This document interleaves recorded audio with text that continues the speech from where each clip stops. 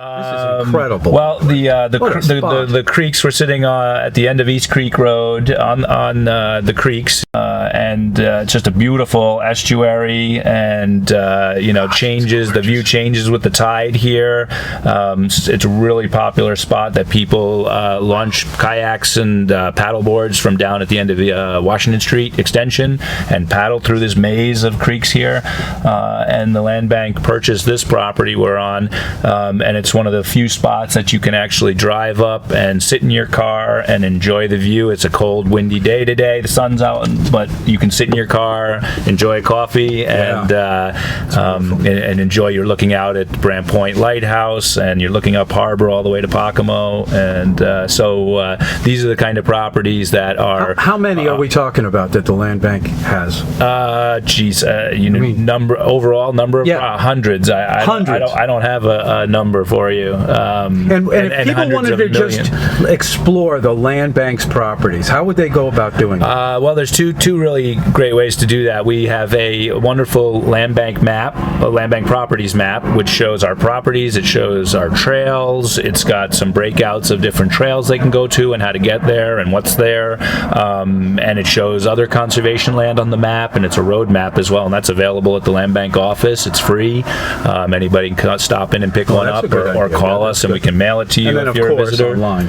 And then we have a pretty good map on our website right now with walks and the same information that's on the map. And we're right now in the process of really enhancing the website map experience so that people can be on their iPhone or their iPad and know where to go. And we'll hopefully use new technology to have little QR codes at the properties. People can scan that, and the information about the property or a map of the property will pop up. So we're trying to stay current with technology and all the opportunities that are out there.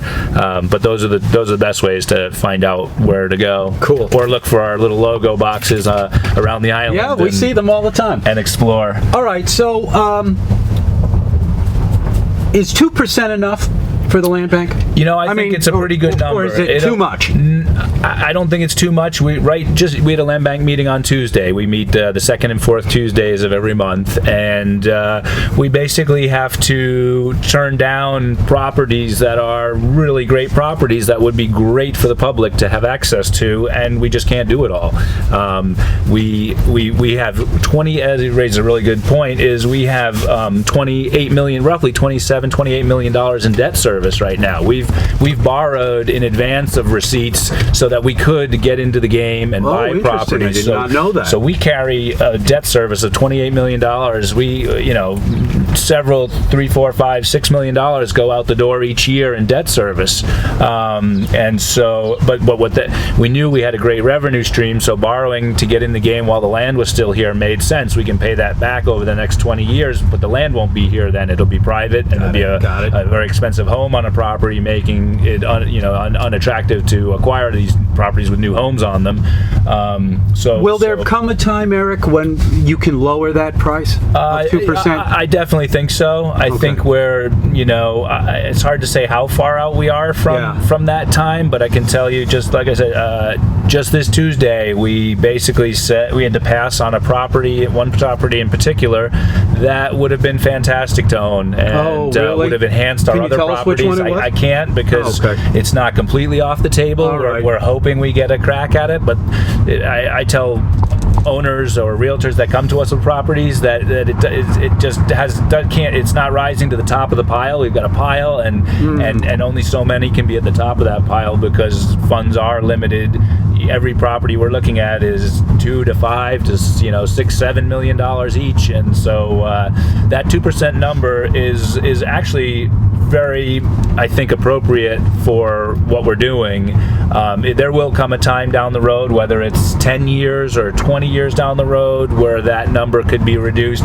Could it be reduced now, I think it could, but it would definitely significantly impact our ability to grab some of the last few really important remaining places that should be public, i.e. the waterfront, is one of our, just one of the most attractive things for us to purchase for public enjoyment is pieces on the water, whether they be on the ocean, the harbor, Mattocket Harbor, up harbor, and they're so expensive that if our funding was reduced, we'd lose. If we reduced our funding by half, we'd lose half of those properties. But at some point, you got to say, okay, well, that's enough, and people will decide that, and they'll say, we should have a house there instead of open space, because that's a place where housing can go to. I'm just being the devil's advocate. That's a popular item of discussion, but I think it's somewhat. When half of the island is completely undeveloped. Right, but I think the key is that the pieces that we're looking at are top shelf parcels. They're the most attractive parcels on the island, and they're going to sell for huge money, so they never would be affordable housing, or they wouldn't be available or accessible to the normal year-round home buyer. These are properties that only someone wealthy is going to buy as a summer home. So we're really not competing for the same land as the house, the affordable housing or workforce housing, as it's also called. We're not competing for that property. And in fact, we've done a lot of work with the housing groups lately. We adopted a affordable housing policy that we make sure we are not competing for land with the housing agencies on the island, and in fact work cooperatively with them if there's a property that could be split between open space and affordable housing, that we partner with them. So and we worked with the housing folks on the new housing bank article that was passed at town meeting. We helped them draft that and used a lot of our experience with the land bank to help them organize this housing bank effort that they're going to embark on now. It's obvious there's a real fine line between building too much housing, in a boom, especially. Absolutely, right? You know what I mean? Yeah. So we got to be very careful about how much we build. And certainly there are a fair number of affordable housing projects happening at the moment between Satcham's Path just coming online, and we're starting to see the buyers. Property is going to be apartments. All of Richmond. There was that Surfside proposal. The town is, really ramping up their efforts to work on affordable housing for town employees. So, but I think the important thing is that the land bank is not competing for the same land as would ever be affordable housing. It's just a different. It's just a different type of land. That's a good thing. Once it's filled up, Eric, you're going to be out of a job. Well, is that all right with you? We'll be the last ones here because if we ran this out to the very end, we'd have bought everything and there would be nobody here, which is a ridiculous outcome and will never happen. But we will definitely at some point scale back and start to shrink the operation. I think our property management will be very important. The more land we acquire, the more management we need to do. We get calls about property issues all the time. Managing public use of land is very labor intensive, trails and trash and all this stuff, and so we work really hard to keep our properties in beautiful shape and available to the public, and so we'll always be doing that, and we'll always need some funds to manage what we own. And how did you get this job?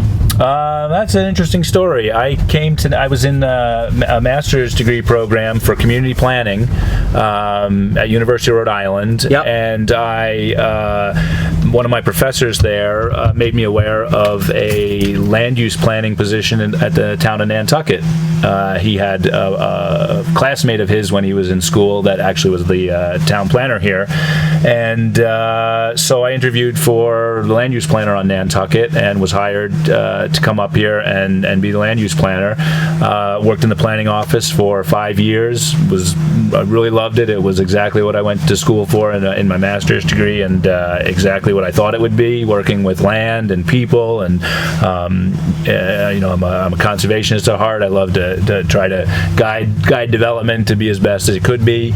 So I did that for about 5 years, and the existing, or at the time, director of the land bank was retiring, and one of Don Visco, actually, who was a planning board member, and he was also a land bank commissioner, said that they had advertised for the replacement and hadn't found anybody that they liked yet, and he encouraged me to apply for the position. And I thought, geez, well, I didn't imagine I was qualified for the position. I was pretty young and hadn't been the director of anything, and so. How long ago was this? That was in 1998, I think, because I started at the planning office in 1993, and so I applied. I got the job. I was over the moon to work for a land conservation organization on Nantucket. Yeah, and have had one of the greatest jobs I could imagine for about 18 years now. Awesome, man.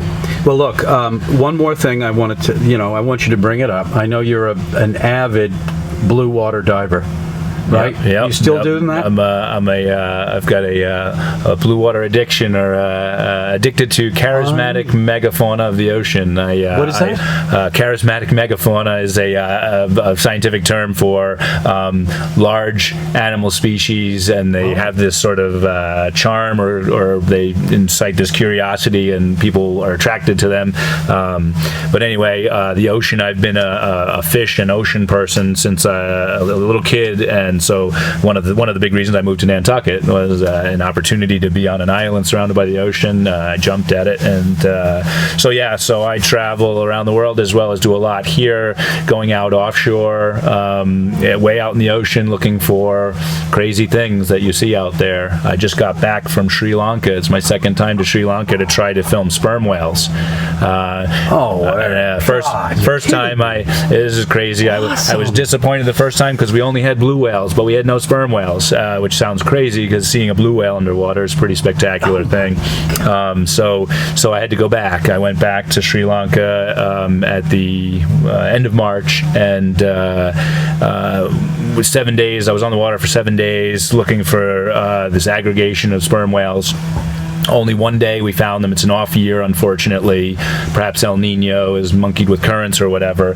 We did find a pod of sperm whales, which grew to about 35 or 40 sperm whales, all acting together as a social unit, tactile, touching each other, seeing like all these spouts going off of 30, 40 sperm whales at the same time as a sight I'll never forget. Our underwater experience, I film underwater, limited opportunity. We didn't quite have enough time. Other boats came, and so things got a little mixed up. But just seeing it was fantastic, and it's one of these super rare events in nature that I will go back again to try to really get immersed in. But around here, I'm seeing incredible things, whether it be whale sharks, manta rays, great white sharks. How deep do you go? I do almost everything. I do everything at the surface. You do? I very rarely scuba dive.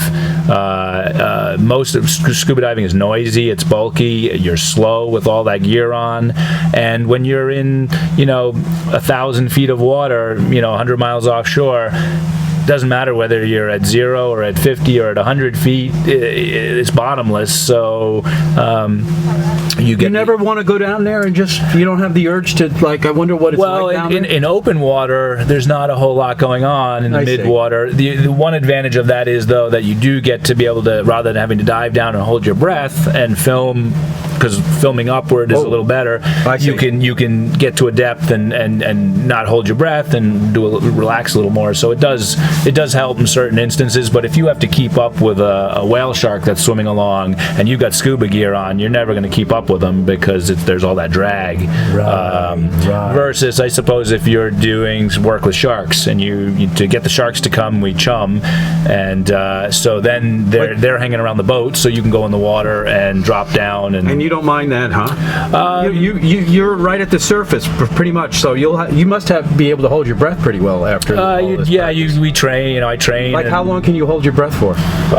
With your camera normally. Probably only a minute and a half. But that's still a long time. Oh my gosh. Yeah, and that's probably exaggerating. You're probably lucky if I hold my breath for a minute. But that depends on how much physical activity you're doing. I was going to say 30 seconds would be the, before I started to panic a little bit. There's these free divers that can go down hundreds of feet on a breath, and spear fishermen that can dive down to 90 feet, hunt, shoot a fish, and come back up and be down for 3 minutes. Unreal. Which is pretty, that's a lot of, there's a lot of training in that. But I just love filming this stuff. I've been to the schools. I recently was at the Lighthouse School showing all the kids some of my film work. I'm going to be doing a presentation at the Mariah Mitchell Association this summer in June. I've done a talk at the NHA, at the Nantucket Historical Association, did one of their brown bag lunches on whales. So a lot of fun around here. Good for you. You take advantage of it. Eric, thank you so much for going for a ride with me. Thanks for having me.